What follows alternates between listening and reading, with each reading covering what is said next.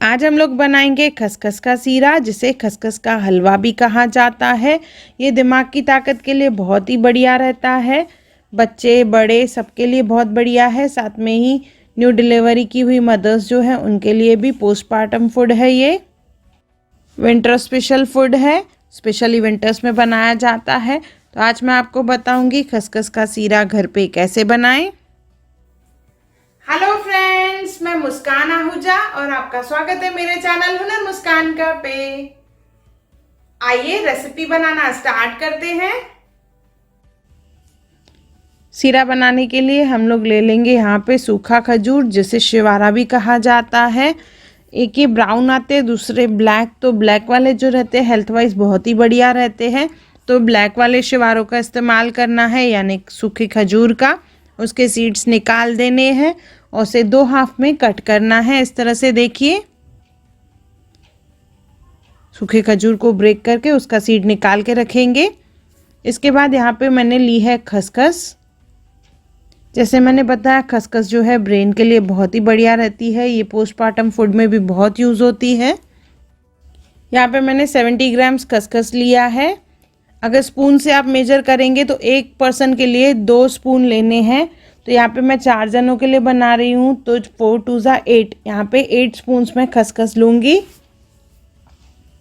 ये हो गए हमारे 8 चम्मच 4 जनों के लिए। अभी इसे भिगो के रखना है, तो उबला हुआ दूध इसमें डालेंगे। ठंडा दूध नहीं डालेंगे, उबला हुआ डालना है और इसे ढक के रख देंगे। 4-5 घंटे इसे भिगो के रखेंगे। अगर मॉर्निंग में बना रहे हैं तो रात को ही खसखस को भिगो के रखें। सूखा खजूर यानी शिवारों को भी हमें भिगो के रखना है, और भिगोने के लिए यहाँ पे भी हम लोग दूध का ही इस्तेमाल करेंगे। दूध को उबाल के उसका इस्तेमाल करना है। 1 जन के लिए 2 शिवारे लेंगे और 2 चम्मच खसखस। इस तरह से क्वांटिटी मेजर करके हम लोग यूज़ कर सकते हैं। यहाँ पे मैंने 8 से 10 शिवारे लिए हैं। जैसे मैंने बताया, मैं 4 जनों के लिए बना रही हूँ। तो यहाँ पे मैंने दूध डाल के दोनों को ढक के रखा है। नेक्स्ट मॉर्निंग हम लोग इसका सीरा बनाएंगे। देखिए, ओवरनाइट इसे भिगोने के बाद ये इस तरह से अच्छे से फूल चुके हैं। खसखस को भिगोने से उसकी जो पेस्ट है बहुत ही बढ़िया बनती है। देखिए, ड्राई खजूर कितने अच्छे से फूल चुकी है और अच्छे से दूध एब्जॉर्ब कर लिया है।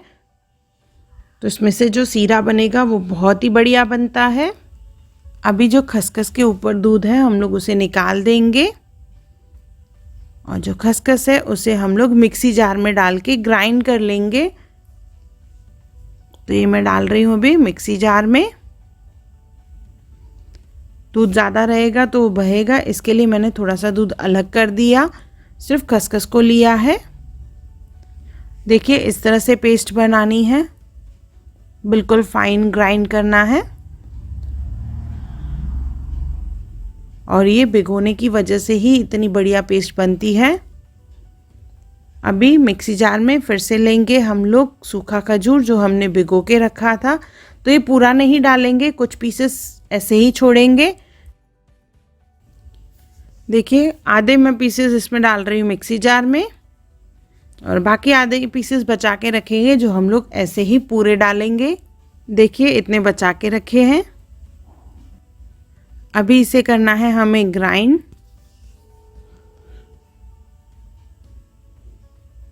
बिल्कुल इसे पतला पीस लेंगे इस तरह से। देखिए, पहले हमने खसखस को ग्राइंड कर लिया, अभी यहाँ पे हमने सूखे खजूर को ग्राइंड कर लिया है। आइए अभी एक पैन लेते हैं, उसमें डालेंगे घी। 2 टेबलस्पून घी डालेंगे। घी मेल्ट हो जाएगा तो उसके बाद इसमें डालेंगे खसखस जो हमने पीस के पेस्ट बना के रखी है। पूरी की पूरी डालेंगे इसमें, और इसे अच्छे से हमें पहले भूनना है।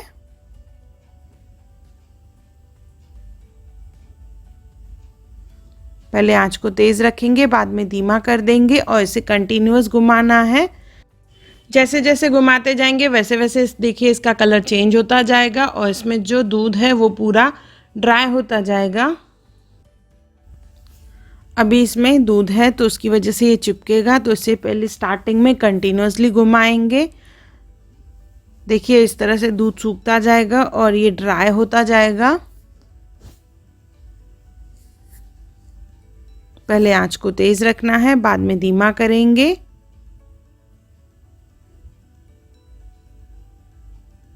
कंटिन्यूअस घुमाते हुए इसे हल्का सुनहरी होने देंगे। हल्का सुनहरी हो जाएगा तो इसमें हम लोग डालेंगे सूखा खजूर जो हमने ग्राइंड करके रखा था, उसको भी डाल देंगे। अभी इसे अच्छे से मैश करते हुए मिक्स करेंगे, जैसे लम्स ना रहे, ना ही खसखस के ना ही खजूर के।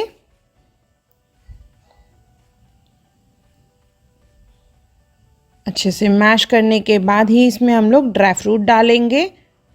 ड्राई फ्रूट में पिस्ता, अखरोट और बादाम लिया है। आप अपने हिसाब से ड्राई फ्रूट चेंज कर सकते हैं, क्वांटिटी कम ज़्यादा भी कर सकते हैं। मैंने यहाँ पे लगभग 2-2 चम्मच सब लिए हैं। अगर नंबर में काउंटिंग करेंगे तो 10 से 15 पीसेस लेने हैं। इसे कुछ मिनट्स के लिए भूनेंगे। इसके बाद जो हमने खजूर बचा के रखी थी भिगोई हुई, उसे डालेंगे और साथ में जो दूध है वो भी डालेंगे।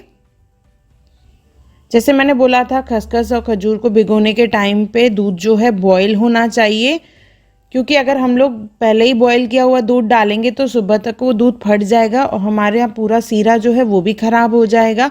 इसके लिए बॉयल दूध का ही इस्तेमाल करना है। अभी सीरे को पकाने के लिए इसमें दूध डालेंगे। लगभग पौना लीटर मैंने यहाँ पे दूध डाला है। टोटल ये रेसिपी के लिए 1.5 लीटर दूध लगा। अभी इसमें डालेंगे इलायची, 4 से 5 इलायची डालेंगे। आप चाहे तो इलायची का पाउडर भी इस्तेमाल कर सकते हैं। अच्छे से मिक्स करते हुए इसे पकाएंगे और पूरा दूध जब तक एब्जॉर्ब हो जाए तब तक हमें इसे पकाना है। तो धीरे धीरे ये दूध जो है रिड्यूस होता जाएगा और हमारा सीरा जो है पकता जाएगा। आँच को तेज़ ही रखा है मैंने, पर घुमाते हुए आए जैसे ये सीरा जो है नीचे चिपके नहीं।